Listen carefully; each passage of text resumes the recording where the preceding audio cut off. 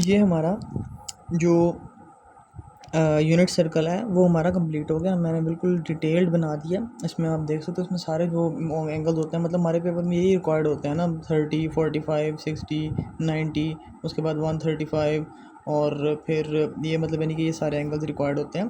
तो इनसे आप देख लेना। अब आप इनमें एक कॉमन ट्रेंड आप देखोगे कि इसमें जो वैल्यूज़ हैं सिर्फ़ और सिर्फ वो इनके दरमियान में रिवॉल्व कर रही हैं। 0, 1/2, 1/√2, √3/2 और 1। ठीक है, इनके दरमियान में जो वैल्यूज़ हैं वो सिर्फ रिवॉल्व कर रही हैं, ना इनसे ज़्यादा हो रही है, ना वैल्यूज़ जो हैं वो इनसे कम हो रही हैं। ठीक हो गया। अब आप अब हम सिर्फ पहले एक दफ़ा हम कॉस का और साइन का हम ट्रेंड चेक करते हैं। फॉर एग्जांपल ये जो ब्लू से लिखा हुआ है ना, वो मैंने कॉस लिखा हुआ, हम कॉस देखेंगे। कॉस है यहाँ पे 1 है, ठीक है, यहाँ से वो कम होना शुरू है 1 से, √3/2 या फिर 0.86। ठीक है, यहाँ से √3/2, फिर 1/√2, फिर 1/2 और फिर 0 पे पहुँच गया। यहाँ से यहाँ तक 0 पे पहुँच गया, 1 से 0 पे पहुँच गया, उसके बाद वो नेगेटिव की साइड पे बढ़ना शुरू हो गया। ठीक है, 1 से 0 पे पहुंचा और 0 से नेगेटिव की तरफ बढ़ना शुरू हो गया। फिर वो -1/2, -1/√2, -√3/2 और फिर -1 पे पहुंच गया। फिर -1 पे पहुंचने के बाद वो वापस आना शुरू हुआ। ठीक है, 0 की तरफ। फिर जब वो 0 की तरफ वापस आना शुरू हुआ, फिर वो मतलब बढ़ता गया, -√3/2, -1/√2, -1/2 और फिर वो 0 पे आ गया, और फिर वो थोड़ा सा बढ़ता गया, 1/2, 1/√2, √3/2 और 1। ठीक है, इसी तरह अब आप देखोगे कि कॉस की जो वैल्यूज़ हैं वो, यानी कि अगर फॉर एग्जांपल हम कोई आपसे पूछ ले कि कॉस 1/2 कहाँ पे होता है, तो आप देखोगे कि कॉस 1/2 यहाँ पे 60 डिग्री पे भी हो रहा है, और कॉस 1/2 यहाँ पे -60 डिग्री पे या फिर 300 डिग्री पे। अगर यहाँ से गिनेंगे तो 300, अगर यहाँ से गिनेंगे तो -60, इन दोनों पे हो रहा है। बिकॉज आप देखोगे कि इन दोनों एंगल्स की जो प्रोजेक्शन है, ठीक है, एक सेकेंड, मैं लेट पेंसिल ले आया।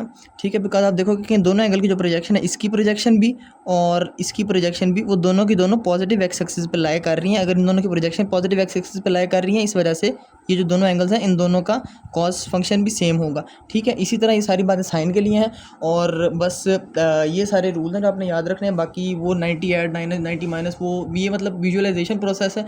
इसमें एरर का मिस्टेक, इसमें एरर का चांस कम है। आपने आपको सामने कोई भी एंगल आ जाए, आपने सोचना है कि वो कहाँ पे लाई कर रहा होगा, और आपने दोनों जो क्या नाम है उसका एक्सिस होंगे, एक्स और वाई, उससे उसका डिस्टेंस, उस मतलब यानी कि उसका रेडियन में जो उसका डिस्टेंस है, ठीक है, डिग्रीज का कितना होगा, और फिर आपने उससे उसको कैलकुलेट कर लेना है। बजाय इसके कि आप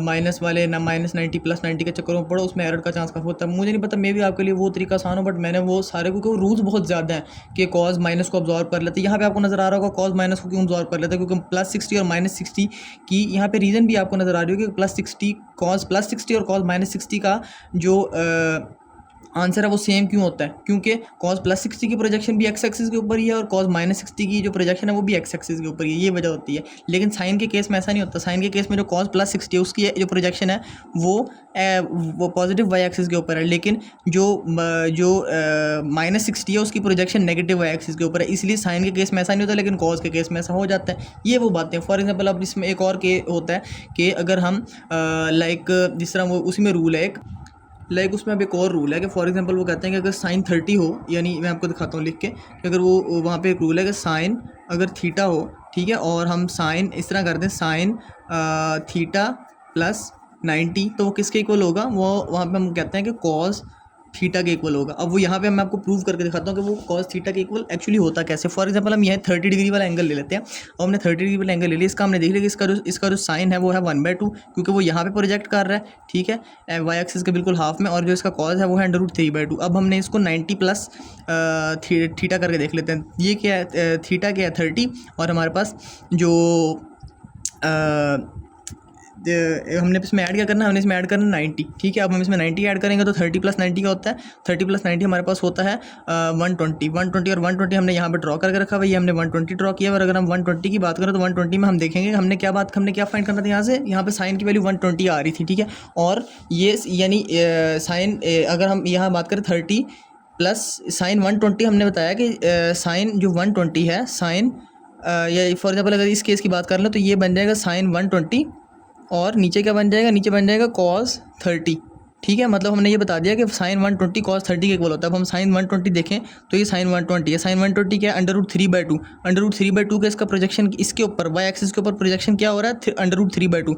और साइन और कॉस 30 का इसके ऊपर यानी इस 30 डिग्री का एक्सिस के ऊपर प्रोजेक्शन क्या हो रहा है, √3/2। क्योंकि अब मैंने वही अगेन बात आ रहे थे कि एक्स एक्सिस का इससे एंगल डिफरेंस कितना है, 30 डिग्री का, और यहाँ पे 120 डिग्री का वाई एक्सिस एंगल डिफरेंस कितना है, 30 डिग्री का। ये सारे रूल्स हैं। वो रूल्स मुझे तो याद करने में बहुत प्रॉब्लम होती थी। अगर आप ये मैं सिर्फ उनको प्रूव कर रहा हूँ, और बाकी इसका याद मतलब यानी कि प्रैक्टिकल एप्लीकेशन कोई भी नहीं है। मेरा ये मेथड होता था उसको उसके अप्रोच के लिए, और मुझे इससे काफ़ी हेल्प मिलती थी। ठीक है, बाकी मे भी आपके लिए हेल्पफुल हो, मे भी आपके लिए हेल्पफुल ना हो। ठीक है, आप उसको यूज़ करके देखना, अगर आपके लिए हेल्पफुल होता है तो बहुत होगा। ये जो वैल्यूज़ हैं इनको भी रट्टा रोटा मारने की कोई ज़रूरत नहीं, आपका सिर्फ दिमाग चलना चाहिए।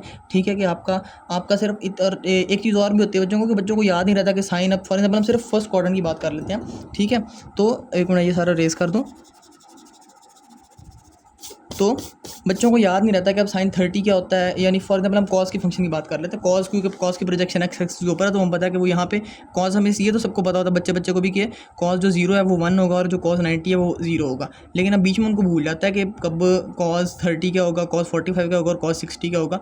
तो आपने ये जो सीक्वेंस है ना, एटलीस्ट आप और कुछ नहीं ना, आप और कुछ भी नहीं याद रख सकते ना, आप ये सीक्वेंस याद रख लो। ठीक है, अगर आप सीक्वेंस भी याद नहीं रख सकते ना, आप ये 3 नंबर याद रख लो, और इनका ये याद रख लो कि भाई 1/2 सबसे छोटा होता है, क्योंकि 1/2 किसके इक्वल होता है, 0.5 के। 1/√2 उससे बड़ा होता है, क्योंकि वो इसके इक्वल होता है 0.707 के। √3/2 उससे बड़ा होता है, क्योंकि वो इक्वल होता है 0.866 के। अब आप यहाँ से देखोगे तो आप देखोगे कि इसका जो प्रोजेक्शन है 30 डिग्री के ऊपर, जब एंगल सबसे कम है इनके दरमियान में, वो प्रोजेक्शन सबसे ज़्यादा होगा। जब एंगल बढ़ता जाएगा इसके दरमियान में, वो जो प्रोजेक्शन है वो और कम होता जाएगा। जब एंगल और बढ़ता जाएगा तो प्रोजेक्शन कम होता जाएगा। जब एंगल इनफैक्ट 90 डिग्री पहुंच जाएगा तो प्रोजेक्शन 0 हो जाएगा। इसीलिए यहाँ पे जो होगा, जब एंगल 0 डिग्री है तब प्रोजेक्शन 1 होगा। जब एंगल 30 डिग्री पहुँच जाएगा तब प्रोजेक्शन √3/2 होगा। जब एंगल 45 डिग्री पे पहुँच जाएगा तो जो प्रोजेक्शन होगा वो 1/√2 होगा।